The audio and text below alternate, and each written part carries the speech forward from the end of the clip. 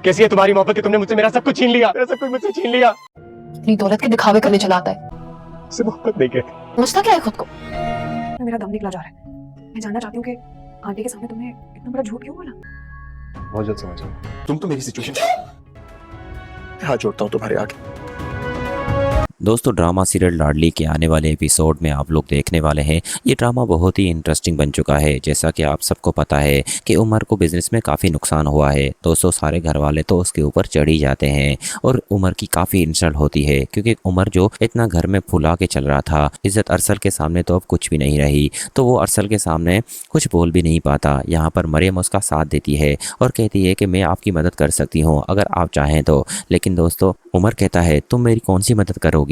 यहाँ पर दोस्तों वो अपने भाई को कहकर जितना भी नुकसान हुआ है वो उमर का पूरा करेगी। यहाँ पर उमर कहेगा तुम पागल तो नहीं हो गई, किस मिट्टी की बनी हो, मैंने तुम्हें कभी बीवी का दर्जा नहीं दिया, उसके बावजूद भी तुम मुझ पर इतना बड़ा एहसान कर रही हो, मैं ये एहसान कैसे चुका पाऊंगी। लेकिन मरियम कहेगी इसमें एहसान की क्या बात है, आप मेरे शौहर हैं, लेकिन मैंने तो दिल से आपको अपना शौहर माना है और मानती रहूंगी। मैं तो आपसे बहुत मोहब्बत करती हूँ, बस मैं इसी वक्त का इंतजार कर रही थी कि कब आप मेरे करीब आएंगे और मुझसे प्यार की बातें करेंगे।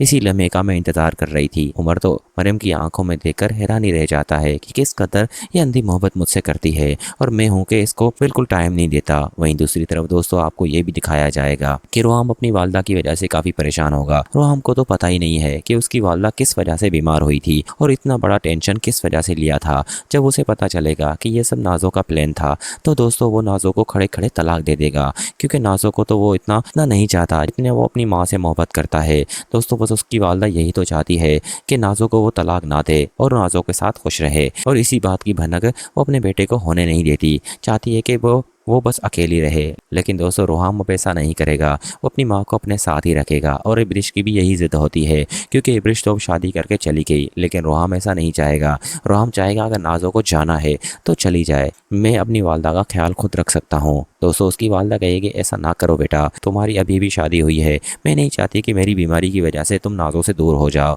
यहाँ पर रोहम तो ऐसा बिल्कुल नहीं करेगा।